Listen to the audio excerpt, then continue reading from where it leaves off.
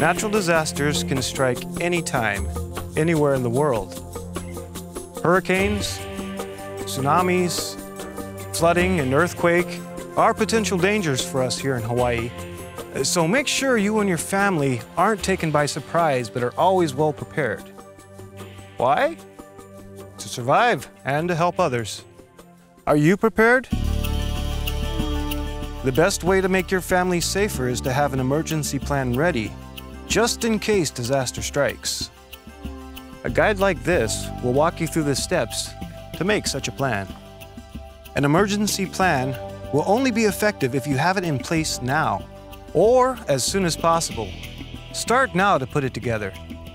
Here are the simple steps. Everyone should learn about the potential hazards that could occur. Make a plan of what to do, how to communicate, and where to go in an emergency.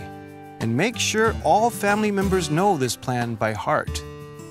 Build an emergency kit that contains the most important items of everyday life. Make adequate preparations for people with special needs. And don't forget your medicines and pets. Once you've taken the time to pull it all together, you'll be ready for most any emergency. It's not hard to do, but it does take some work, and the potential benefits can be life-saving.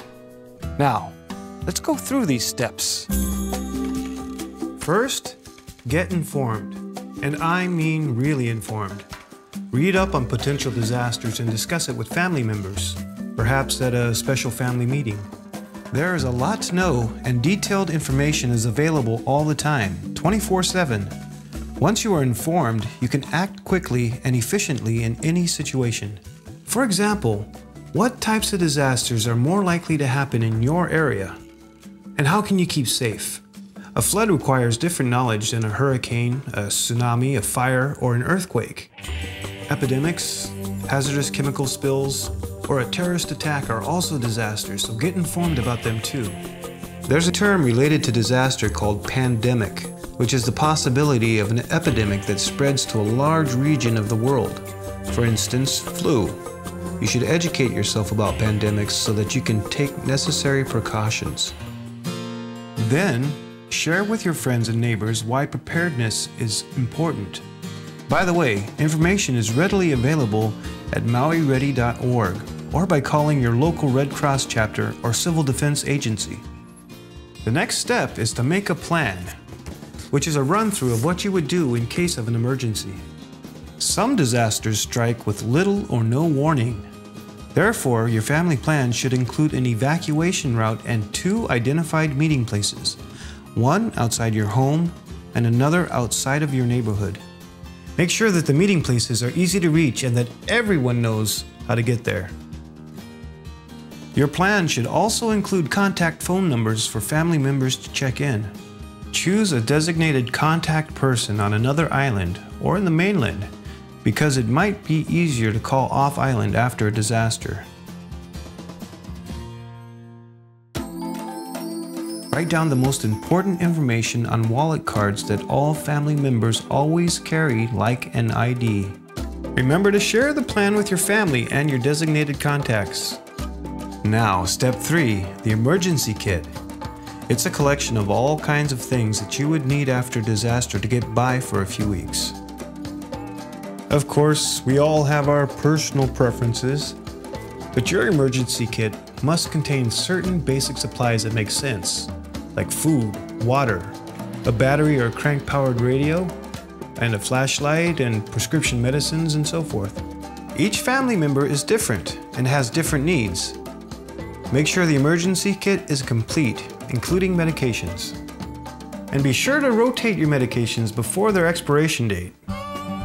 In case you need to take shelter in your own home for an extended time, keep enough food and water stored to get by for 1 or 2 weeks.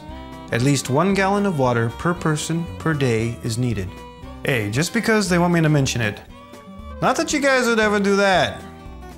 But only put things in your food kit that won't spoil, yeah? You should make a home survival kit for your home, but also a go kit to take with you in case the authorities recommend evacuation. Keep your go kit in a bag that you can carry yourself and store it in a dry and easy to reach spot near an exit of your house. You may also want to keep a go kit in your office and car, since you never know where you'll be when disaster strikes. Your car may be a good place to keep certain small important items, like extra eyeglasses, a flashlight, and some non-perishable food, plus a copy of your emergency plan. Make sure you have ID and your most important items always with you, like daily medication, spare keys, and your emergency wallet card. Each family member is unique and may have special needs to consider. Make plans to assist any household members or neighbors who have limited mobility or who may not be able to make or carry their own emergency kit. Along the way, other necessities may come to your mind. No worries, you don't have to do it all in one day, but work consistently and use a detailed checklist to help make sure your kit is complete as soon as possible. For many of us, pets are like family, so let's remember them while planning. Be sure to put food and water in the kit for your pets, and that they have proper ID too. Now you have the information about preparing for emergencies, but it's important to take action and follow through with each step. Then you'll have peace of mind knowing your family is prepared, and you can focus on a safe, healthy, and happy life. Aloha.